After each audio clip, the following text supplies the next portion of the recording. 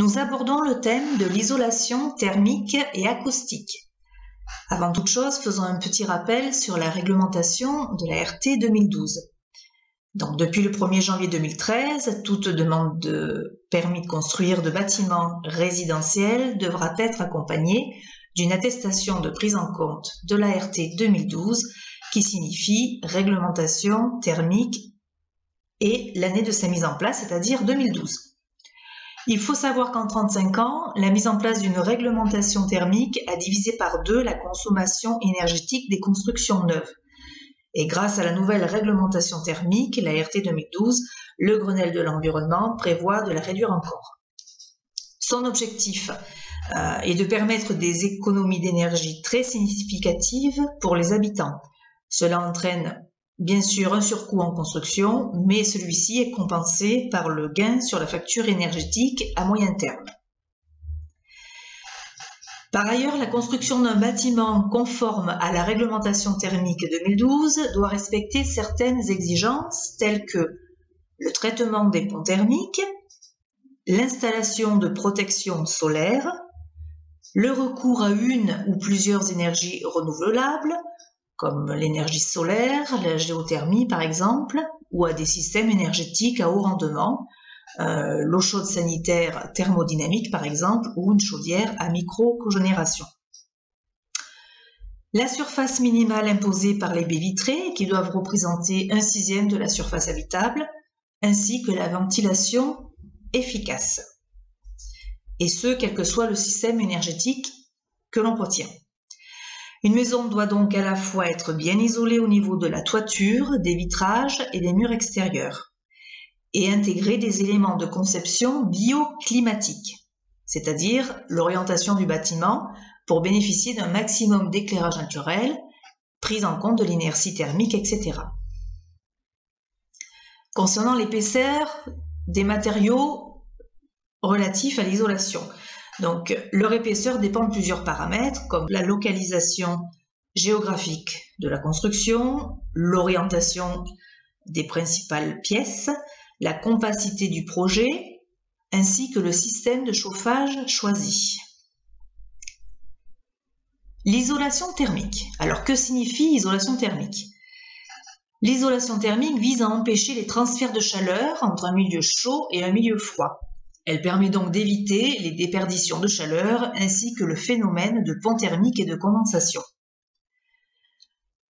L'isolation acoustique, appelée encore isolation phonique, elle a pour but d'empêcher la propagation des sons, ces derniers traversant l'air et la plupart des matériaux solides.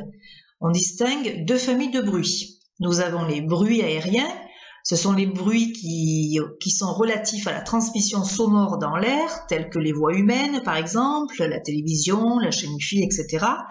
Et vous avez les bruits solidiens qu'on appelle encore les bruits d'impact. Il s'agit là de la transmission de bruit dans la structure même du bâtiment. Par exemple, les bruits de pas des personnes ou du mobilier qu'on déplace, etc. Pour être efficace, l'isolation phonique doit respecter le principe de la masse, à savoir que plus un matériau est lourd, moins il laisse passer le bruit. Ce principe étant en général difficile à appliquer, on utilise le plus souvent la méthode masse-ressort-masse, c'est-à-dire 2 parois qui seront séparées par un matériau isolant souple comme la laine de verre ou de roche par exemple. Venons-en aux divers matériaux isolants. Alors il y en a une multitude. Vous avez les isolants minéraux ou en laine minérale, donc ce sont en général les moins chers du marché, ils sont très souvent utilisés car ils sont aussi bien efficaces pour l'isolation thermique que pour l'isolation acoustique. Vous avez la laine de verre, vous avez la laine de roche, il existe également ce qu'on appelle le verre cellulaire. Donc c'est un verre cellulaire qui est fabriqué à partir de sable ou de verre recyclé, le calcin, et il offre de bonnes performances thermiques et phoniques. En général, il est présenté sous forme de plaques, mais il existe aussi en panneaux et en granulés. On l'utilise d'ailleurs notamment pour les toitures plates, mais également pour les murs et fondations. Vous avez aussi la perlite. Alors la perlite, elle, c'est une roche volcanique silicieuse qui est concassée et chauffée à 1200 degrés. Donc les grains obtenus possèdent un très fort pouvoir isolant. Elle peut être utilisée pour une isolation thermique et phonique également.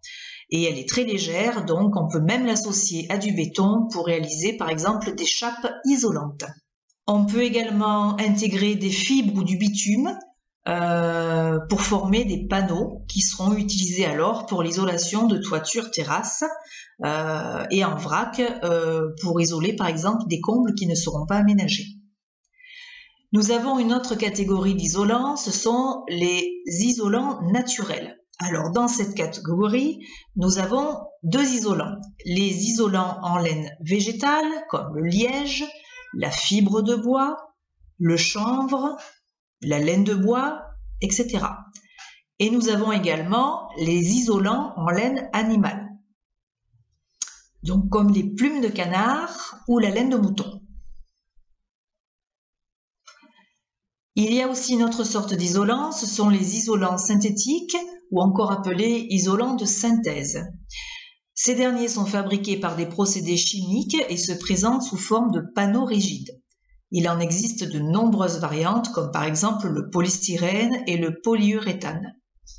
Les isolants de synthèse sont efficaces pour une isolation thermique, mais beaucoup moins pour une isolation acoustique.